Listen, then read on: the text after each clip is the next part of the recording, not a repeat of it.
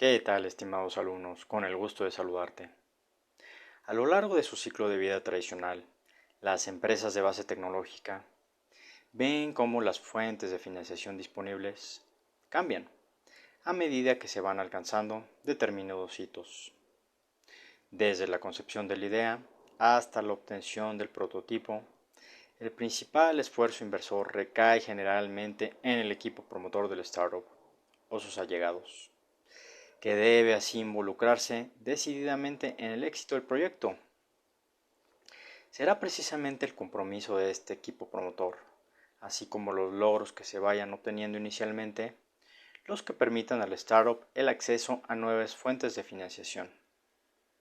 Así, la consecución de unos primeros resultados prometedores abren la puerta a la empresa para la concesión de primeras ayudas o inversiones de carácter público o privado, que le permitan hacer frente a esa segunda fase de desarrollo, que culmine con la obtención del producto o MVP que la empresa vaya a destinar al mercado. Dicho esto, vemos cómo en un primer momento la startup se dedica a invertir, de manera que hasta obtener un prototipo explotable comercialmente, el nivel de beneficios se sitúa por debajo del punto de equilibrio que ya hemos revisado. La obtención de esta prueba de concepto inicial es el momento en el cual la empresa puede realizar sus primeros ingresos, hasta llegar al nivel de ventas que le permitirá alcanzar ese punto de equilibrio. A continuación comienza una fase de fuerte crecimiento en la que el producto se consolida en el mercado, permitiendo al emprendedor recuperar su inversión inicial y conseguir beneficios importantes. Finalmente, en la fase de madurez, las ganancias de la compañía alcanzarán su punto más alto, aprovechándose así tanto de la curva de experiencia como de las economías de escala a que el negocio haya dado lugar. Con la excepción de los inversores en fase muy semilla, en general el acceso al capital de riesgo no estará disponible hasta que el producto haya demostrado una acogida inicial en el mercado, bajo la forma de unas primeras ventas. En otras palabras, lo normal es que el capital de riesgo asuma una fase final del riesgo tecnológico asociado a los últimos trabajos de investigación de la empresa, o bien asuma el riesgo comercial derivado de su puesta en el mercado, más allá de los early adopters. Retomaremos más adelante esta cuestión. En el gráfico anterior se aprecia cómo el acceso a la fuente de financiación bancaria queda relegado a un segundo lugar durante la fase de crecimiento. Precisamente será durante esta fase cuando la empresa pueda demostrar a las entidades de crédito su capacidad para hacer frente al pago de la deuda mediante la generación de flujos de caja derivados de su actividad comercial. Finalmente, en aquellos casos de particular éxito, la empresa podrá acudir al mercado de capitales mediante una oferta pública de venta. Esta salida a bolsa está limitada a aquellos casos en los cuales la empresa pueda convencer al mercado de dos cosas. La primera, que sus planes de crecimiento son tales que le permitirán conseguir importantes beneficios. Y la segunda, que su valor será líquido y se podrá negociar un volumen adecuado de sus acciones, que permite al inversor venderlas cuando desea hacerlo. Ahora bien, si suponemos que varias fuentes pueden estar disponibles a la vez, la cuestión sería determinar cuál es la más interesante.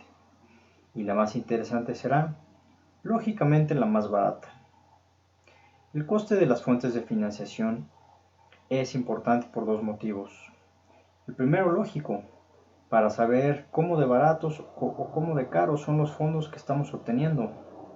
El segundo, porque el coste de la financiación propia y ajena representa el coste de capital de la sociedad, lo cual es un concepto de enorme importancia para el emprendedor. El coste de capital constituye una métrica básica para la gestión financiera del negocio, pues supone el límite inferior de rentabilidad que los proyectos de la empresa deben alcanzar para generar valor a sus socios. Para calcularlo hay que sumar el costo de la financiación propia y la financiación ajena a que haya recurrido.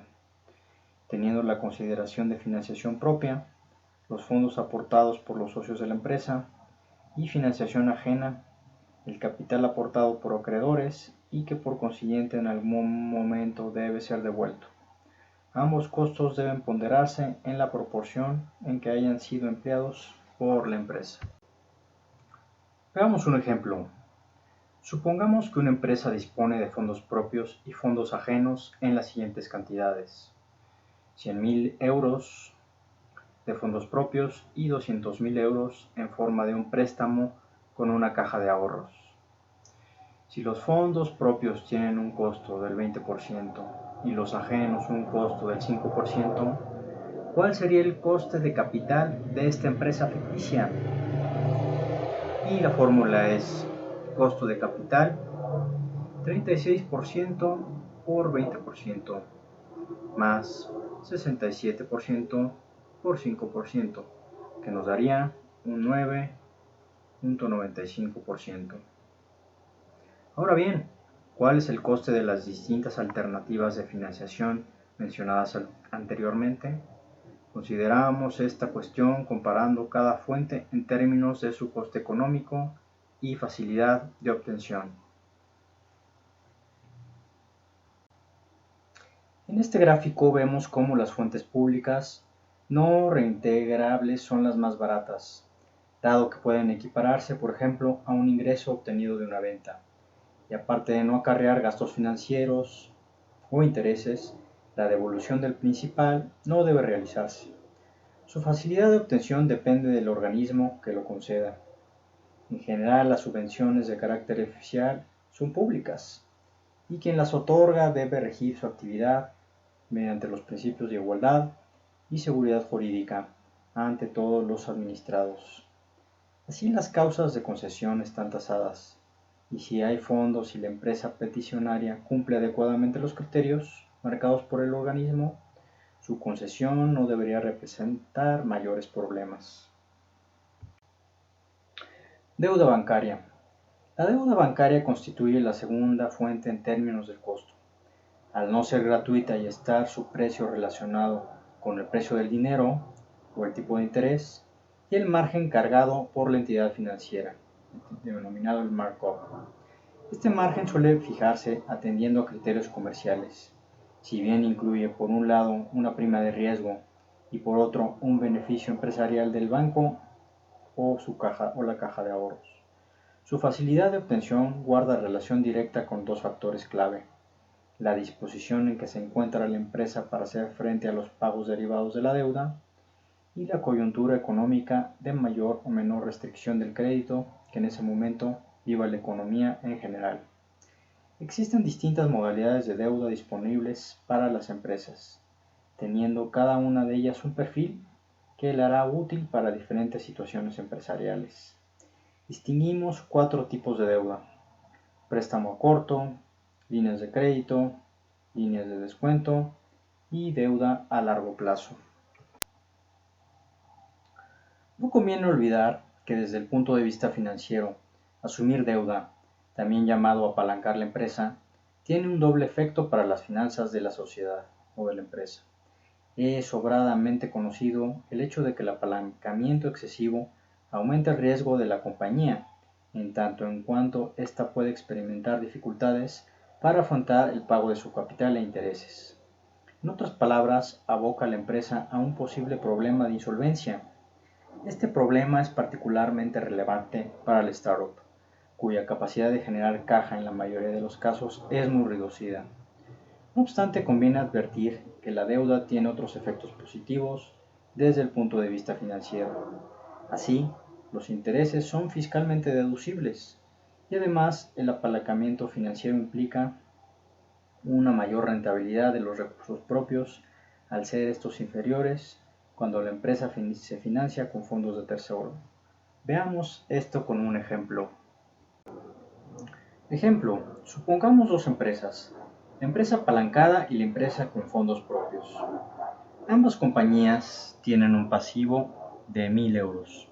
Si bien la empresa apalancada tiene concedido un préstamo a largo plazo de 500, la empresa a fondos propios se financia únicamente con el capital de los socios. Supongamos que ambas empresas a fin de año arrojan un beneficio de 100 euros. ¿Cuál es la rentabilidad para el accionista en ambos casos? En el caso de la empresa a fondos propios, la rentabilidad de los socios es el 10%, resultado de dividir los 100 euros de beneficio entre los 1000 euros de capital que ellos han invertido. Ahora bien, en el caso de la empresa apalancada, los socios solo han aportado 500 euros, con lo cual su rentabilidad es del 20%, o sea, 100 entre 500. Importancia de la rentabilidad de los fondos propios, también llamada ROE, Return on Equity, es crucial, sobre todo en el ámbito del capital riesgo. Esta métrica muestra el retorno que tiene para los socios el capital aportado al negocio, y tal retorno deberá ser más atractivo que la mejor alternativa posible, esto es, costo de oportunidad, para que al inversor le resulte financieramente sensata la inversión en la empresa. Conseguir financiación bancaria es uno de los retos más complicados a los que se puede enfrentar el equipo promotor de una startup. En la literatura anglosajona se maneja el criterio de las 4 Cs fundamentales para conseguir un crédito. Estas 4 Cs son las siguientes. Concepto. En primer lugar, lo que debe hacer todo emprendedor que acude a una entidad financiera para solicitar un crédito es transmitir de manera clara el negocio que se va a financiar con los fondos que se solicitan. Rara vez un banco o caja de ahorros conceden un crédito si no le ha quedado meridianamente claro el propósito de la financiación. Explicar este propósito no siempre es una tarea sencilla, puesto que puede implicar la descripción del plan de negocio concreto en un sector poco conocido o incluir tecnicismos que dificulten su comprensión. Vemos, por lo tanto, que en el término concepto se encierra una descripción de las perspectivas a futuro que tendrá el negocio. Este es uno de los aspectos clave a la hora de conseguir financiación bancaria.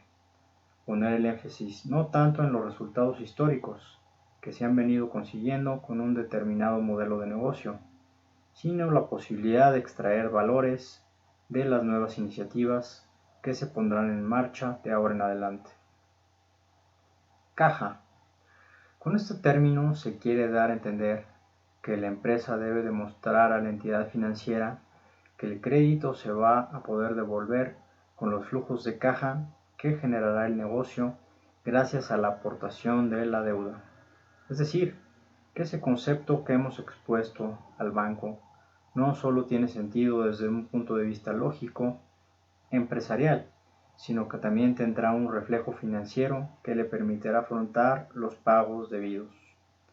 Hará falta pues un plan de empresa y unos estados financieros adecuados para transmitir este mensaje a la entidad financiera y convencerla de que efectivamente la financiación solicitada dará lugar a una caja suficiente para devolver el dinero.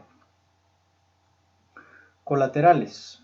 Para cubrir el riesgo soportado, los bancos y cajas suelen solicitar garantías adicionales a los propios flujos de caja, en aquellos casos en los que la empresa carece de una trayectoria que sirva para convencer de su solvencia al prestamista. En el caso de la empresa de reciente creación, la garantía que mejor funciona es la personal de los socios promotores en caso de que estos tengan un cierto patrimonio, no solo por la seguridad financiera que recibe el banco, sino también por la imagen de compromiso que los socios adquieren con su empresa, poniendo sus propios bienes como garantía del pago de la deuda.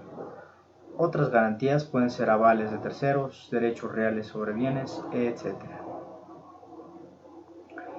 Y por último, carácter. Los estadounidenses insisten en que en la solicitud de un préstamo a una entidad financiera, el cómo importa tanto como el qué. Esto significa que la energía, el convencimiento, el compromiso, el historial son todos ellos elementos que pueden afectar el juicio de una entidad financiera a la hora de valorar la concesión de un crédito.